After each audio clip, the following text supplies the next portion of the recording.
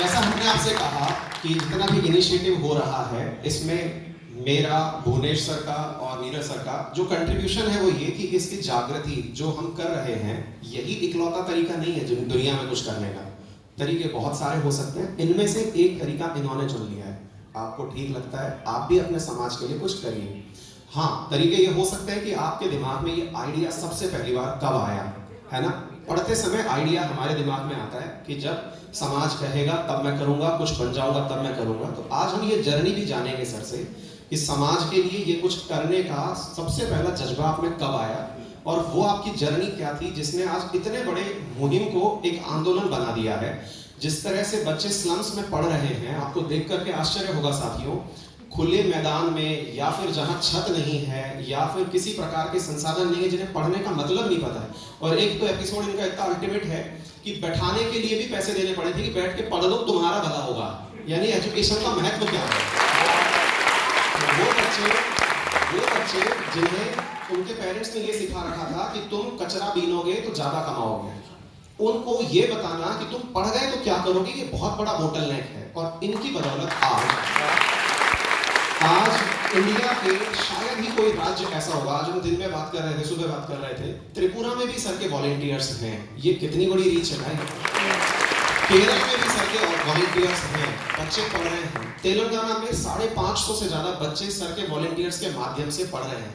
निश्चित ही आप जैसे लोग भी इसी प्रकार का कोई इनिशिएटिव ऐसा जरूर लाएंगे जो एजुकेशन में क्रांति होगा। और ये यकीन मानिएगा, आज जो अमीरी गरीबी का सबसे बड़ा डिफरेंस खत्म किया है ना, वो एजुकेशन ने किया है। हम सभी बहुत साधारण घरों से उठ के आए हैं। सब आपको जो यहाँ बैठ के दिखाई दे रहे हैं ना, सब बहुत साधारण घर से हैं।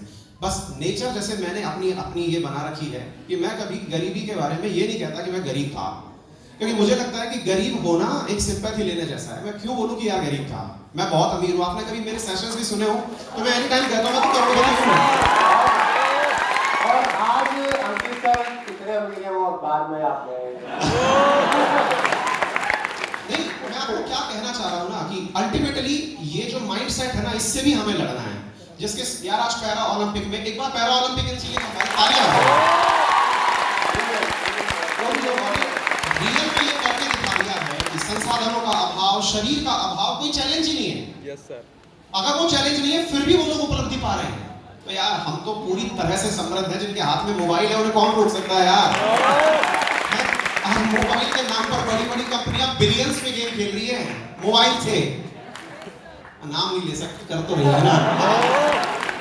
चलिए तो शुरू करते हैं। जोरदार तालियां हो जाए भुवनेश सर के लिए please. Thank you so much. और thank you Neeraj sir, Ankit sir, थोड़ा बहुत स्पाइन फ्लॉर के बारे में बताने को लेकर। देखो भाई, स्पाइन फ्लॉर के बारे में तो काफी लोगों को पता होगा, काफी लोगों को नहीं भी पता होगा। एक छोटी सी मूवी थी, मैं आपको इसका एक छोटा सा पार्ट बताऊंगा कि अगर आप में डिटर्मिनेशन है, विल पावर है, तो आप क्या कर सकते हैं। छोटा सा एग्जांपल है, ज्यादा डिटेल में बात नहीं करेंगे। 2012 में जब मैंने बीटेक किया था और मैं तैयारी सोच रहा था कि चलो ठीक है कुछ अच्छा करते हैं, कुछ अच्छी पढ़ाई करते हैं। मेरा इंटरेस्ट ये था कि कुछ पढ़ना है, क्योंकि बीटेक में पढ़ाई नहीं करती थी, सबने रेयर नहीं करी होगी, 4 साल बिल्कुल खराब थे। तो उसके बाद सोचा कि चलो पढ़ाई करते हैं। तो मैंने उस टाइम पे ही एक ऐसा रजिस्टर था जिसमें मैंने ये लिखा था कि एक दिन कुछ साल बाद में जब मैं 25 साल का हो जाऊंगा या थोड़ा बहुत जब मैं कुछ करने लग जाऊंगा, मेरे में ज्ञान आ जाएगा, थोड़ा पढ़ लूंगा, उसके बाद एक दिन एक स्माइल फॉर ऑल नाम से एक ऑर्गेनाइजेशन है जो कि बनाऊंगा। ये बातें 2012 में एक रजिस्टर के पीछे मैंने लिखी थी। इसको रूप लेने के अंदर 2019 आ गया, लेकिन वो चीज हो पाई। तो छोटा सा मोटिव ये है कि जो आप बनना चाहते हो ना, वो आप बन जाओगे। बहुत हर्डल्स आएंगे, लोग क्रिटिसाइज करेंगे, गाली देंगे, भटकाएंगे, आपको बोलेंगे तू ये कर ले, वो कर ले, लेकिन आप ये चीज सोच लेना कि जो आपको बनना है ना, आप आज नहीं तो कल वो बन जाओगे। बस दिमाग में और अपने एक्शन में वो चीजें होती रहनी चाहिए। 2012 के अंदर जब मैं तैयारी कर रहा था, तब भी मैं पढ़ाया करता था बच्चों को। जो लोग है ना घर पे जाके आस पड़ोस के अंदर किसी से पैसे वैसे नहीं लेते थे, ठीक है, वो ऑनलाइन लेना चालू किया क्योंकि कंपनी हेल्प कर रहे हैं, कंपनी हेल्प ऐसी होती है। लेकिन उस टाइम पे भी मैं पढ़ाई करता था। पढ़ाते 2016 में कुछ बच्चे मिले जो कि बैकिंग कर रहे थे। उनको मैंने पढ़ाई को लेकर बोला, वो इंटरेस्टेड थे, बहुत किताब लेके घूम रहे थे, पेंसिल के पैसे नहीं थे। पेंसिल लेना ही पढ़ते पढ़ते बहुत बढ़िया हो गया आज के टाइम पे। तो ऐसे धीरे धीरे ये जर्नी जो है वो आगे बढ़ती है। लेकिन सिंपल सा लॉजिक ये है कि जो आप करना चाहते हो उसको ठान लेना, चाहे 1 साल लगे, 2 साल लगे, 3 साल लगे, उसको करना ही है। ठीक है, आज हमके सारे नीरज सर ने कितना अच्छा एग्जांपल दिया कि साइंस के ये साइंस में फेल हुए थे। वैसे ही कभी आपने हर्ष सर जो इंग्लिश पढ़ाते हैं वेब पर उनकी जर्नी सुनी होगी, वो हिंदी मीडियम से थे लेकिन आज इंग्लिश के बहुत ही जबरदस्त टीचर है। कभी इंग्लिश में बात करोगे तो आपको लगेगा कि कोई फॉरेनर है जो कि आपके सामने खड़ा है। तो ऐसे बहुत सारे एग्जांपल आपको देखने को मिलेंगे। बस करना ही है कि लाइफ में जो सोचना है उसके पीछे भागना है, करना है, और जितना भी आपके पास टाइम हो, थोड़ा सा 10 मिनट, 15 मिनट, आधा घंटा किसी दूसरे की खुशी देने की कोशिश करें, उससे आपको खुशी मिलेगी और आप खुशी रहोगे तो आप अपनी पढ़ाई में, स्पोर्ट्स में, जो भी आप करना चाहते हो वो बहुत अच्छा परफॉर्म करोगे। तो इसका ना एक बार तालियां हो गया इस बात के ऊपर। और इसका मैं सर के साथ साथ ही ना एक चीज और ऐड करना चाहूंगा। ये एपिसोड मेरे साथ कैसे हुआ मैं वो बताता हूँ। पहले मैं बहुत मनी माइंडेड था, आज भी हूँ। पैसे लेने में तो 100 रुपए किसी से यहाँ से मैं एक्चुअली क्या सर इस चीज के लिए जाना चाहता हूँ कि मैं जो कर रहा हूँ उसमें छुपा कुछ भी नहीं रहा हूँ। मैं कमाता हूँ, गर्व है मुझे, आप भी कमाएंगे, छुपा क्यों रहे? ये ना डुअल जिंदगी जीना है ना, प्लीज इसे मानिएगा। डुअल जिंदगी जीना जो हम करते हैं, यार बताना तो ये है कि मैं भाई साहब गाय बन के बैठा हूँ, लेकिन अंदर भेड़िया बैठा है। बच्चों में सब फ्री कर दूंगा, बेटा सब्सक्रिप्शन आ गया ले लेना। नहीं भाई, मैं फ्री इसलिए बता रहा हूँ ताकि मेरा सब्सक्रिप्शन और अच्छा होगा, ले लेना यार। जमता है तो लेना भाई, तेरा भी फायदा मेरा भी फायदा है यार। मैं IITian हूँ, गोल्ड मेडलिस्ट हूँ, RAS अधिकारी हूँ और मेरे को पढ़ा रहा हूँ। इसका मतलब है यार कि कुछ तो मेरे घर वालों ने भी सोचा है ना। ठीक है ना भाई। और फिर हम इस कमाए हुए धन से कुछ अच्छा करेंगे। जैसे मैं आपको बताता हूँ, भुवनेश सर ने खूब कमाया। अब ये मॉडेस्टी जो है मैं इनको गौतम बुद्ध बोलता हूँ, ये ऐसे बने हुए घूमते हैं एग्जाम के आगे भैया, खूब कमाया। लेकिन जब देने का समय आया समाज को तो एक अलग दिशा निकाल दी। ये होना चाहिए ना यार, यही प्रेस्टीज है, ये वो फिलॉसफी है। और ये सर आप आपसे कोई मांगना ले इसलिए आप साथी पता है गांधी जी का एक सिद्धांत था।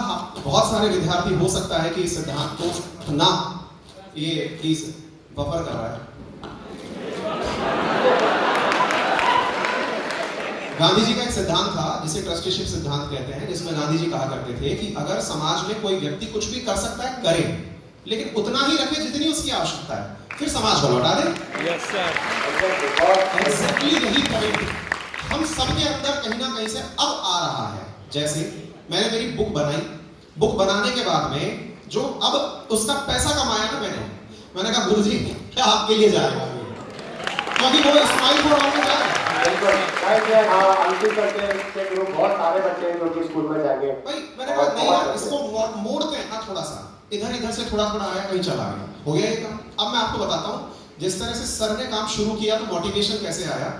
मैं RAS में सेलेक्ट हुआ तो मैं एकदम नॉर्मल जिंदगी 2016 में सेलेक्ट हुआ, 2018 में शुरू हुआ। कोई बड़ा परिवर्तन मेरी लाइफ में नहीं था, क्योंकि मैं पढ़ते ही मतलब पढ़ाते एग्जाम दे रहा था, हो गया सिलेक्शन। लेकिन जिस दिन मैंने सर से ये डिस्कस किया कि यार किक नहीं आ रही, सिलेक्शन के बाद भी फील नहीं आ रहा कि कुछ सिग्निफिकेंट किया है, मैं ऑलरेडी बहुत अच्छा कर रहा था, बच्चों की जिंदगी सुधार रहा था, सर मैं यही कंटिन्यू रखना चाहता हूँ। सर ने कहा अब समय आ गया है, आपको किक दिलवाते हैं, मतलब फील दिलवाते हैं कि कुछ करना है। मैंने कहा बताइए आपने जो काम किया ये बड़ा मुश्किल काम था। मैंने कहा हाँ, 5.5 लाख लोगों ने फॉर्म भरा, 500 बच्चे टॉप में सेलेक्ट होकर के आते हैं कुल मिला के। मैंने कहा सब कुछ करना है तो बोले काम करो, समाज को वापस लौटा दो कि ये सब बच्चों के लिए फ्री करने वाला, ये एजुकेशन फ्री करना है। और मैं ये अनाउंस कर रहा हूँ इस मंच से, अगर कोई रिकॉर्ड कर रहा हो तो कर ले, और जिसको मुझसे कंपटीशन करना है कर ले। सर ने और हमने मिलकर के निर्णय ले लिया है, अभी फिलहाल राजस्थान में 33 जिले हैं और विद इन 2 ईयर 33 जिलों के अंदर ऐसी क्लासेस शुरू होंगी जहां राजस्थान प्रशासनिक सेवाओं के लिए फ्री क्लासेस चलेंगी। बिहार वाले विद्यार्थी सोच रहे होंगे कि हमारा क्या होगा। आप यार मेरे साथ हैं तो ये केवल राजस्थान नहीं, बिहार में 22 राज्यों और ऐसे ही आएगा परिवर्तन, आएगा कि नहीं? Yes sir. और उसका जो गूज बम्स आते हैं ना लाइफ में, क्योंकि आप जब अपनी लाइफ से कुछ पल निकाल के लौटा रहे होते हो ना, आहा जिंदगी, समझ में तो सर के पीछे जो मोटिवेशन का बहुत बड़ा कारण है, आप आज उस फेज में हैं जहां हम आपके सामने वो एग्जाम्पल सेट करना चाह रहे हैं कि अगर कुछ कर लिया तो जब लौटाने की बारी आए तो हिचकना मत। समाज आपको प्यार की पूंजी में वो लपेट के वापस देता है। आज आप में से जितने भी विद्यार्थी आए हैं ना, वो कहीं ना कहीं हमारे इस आधार पर नहीं आए कि सर मैंने आपका सब्सक्रिप्शन ले रखा है। नहीं भाई, आप कहीं ना कहीं हमारे उन विचारों से जो एक शिक्षक के रूप में, हमारे उस व्यक्तित्व से जो हमने एक पर्सन के रूप में आपके सामने साझा किए, आप देखने हैं कि ये आदमी जैसा कैमरे पे बोलता है, रियल में भी है क्या ऐसा? बोलता तो बहुत बढ़िया है, महिलाओं का सम्मान करो। अब देखते हैं, है ना? हाँ ठीक। तो अब इस स्थिति में ना आपको भुवनेश सर से ये सब चीजें पर्सनालिटी वाइज इनवाइव करनी है कि ये पर्सन जो दिख रहा है ना अभी, ये मैं आपको बताऊं, अब मैं हालांकि बता नहीं सकता, ये ऐसे बन के चलेंगे। मैं चप्पल की जगह जूते पहनवा के लाया हूं भाई साहब, अब चलो यार जूते पहनवा। बोले नहीं भाई, मेरे को इन चीजों में कोई मोह माया नहीं। तो साथियों, आप भी इस काम को जरूर करेंगे और एक शिक्षक दिवस पे शिक्षक आपके लिए वही मॉडल बन के प्रस्तुत होता है जिससे कि आप उन चीजों को सीखते हैं। आप में से बहुत सारे लोग पता है अभी क्या कॉपी कर रहे हैं, सर ने बाहर शर्ट कर रखी है, अच्छी तो लग रही है ना? ये तो हमेशा हमने अंदर डाल के देखे, आज बाहर है यार, ये अच्छा लगता है, हम भी करेंगे, ऐसी फीलिंग आती है। सर बहुत सही है यार, मूछ मूछ रख रखी है, मूछ अच्छी होती है। ये है हमारे अंदर, सबके अंदर है ये चीज, होनी भी चाहिए। हम भी किसी ना किसी से इंस्पायर्ड हैं, क्यों ना हो। अल्टीमेटली शिक्षक वो समाज का पथ प्रदर्शक है। जब वो जीवन की राह लेकर चलता है तो इतने परिवर्तन करता है, ज्ञान से ही नहीं अपने व्यक्तित्व से। और आज के दिन उन सभी शिक्षकों के लिए ताली हो जाए जिन्होंने सिग्निफिकेंट काम किया। मैं पटना में स्थित उन सभी शिक्षकों के लिए एक बार ताली बुझाना चाहता हूं आपसे, जिन्होंने पटना में शिक्षा की अलग को जगा दिया था। मैं उन सभी शिक्षकों का तहे दिल से सम्मान करता हूं। उन्होंने इस समाज में इतना सब कुछ किया है कि शायद वो भी हमारी प्रेरणा है। साथ में आप सभी का बहुत बहुत धन्यवाद। अब इस बात के साथ साथ मैं एक चीज और इंट्रोड्यूस करना चाहूंगा, माफी चाहूंगा भुवनेश सर, बीच में हमारे एक और मेहमान आ चुके हैं और आप उन्हें इंट्रोड्यूस करें। गाइस, टीचर्स डे के सेलिब्रेशन के ऊपर एक ट्रिब्यूट है जो कि रेडियो मिर्ची के द्वारा है और यहाँ पे आज शशि है जो कि हमारे जूनियर है। So welcome, sir, welcome. Thank you so much. Thank you so much. Radio मिर्ची की तरफ से गाइस टीचर्स डे सेलिब्रेशन में एक छोटा सा ट्रिब्यूट है जो कि यहाँ पे आज शशि है जो कि देने वाला।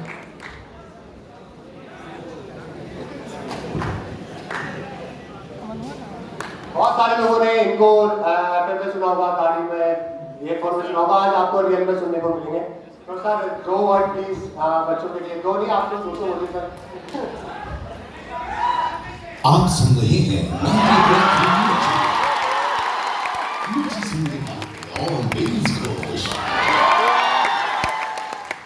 शुक्रिया मुझे यहाँ पर दावत देने के लिए। पानी का 2 घूंट मार लिए, शुक्रिया। And Neeraj sir, Ankit sir, Puneet sir और हम सर सरासर सर,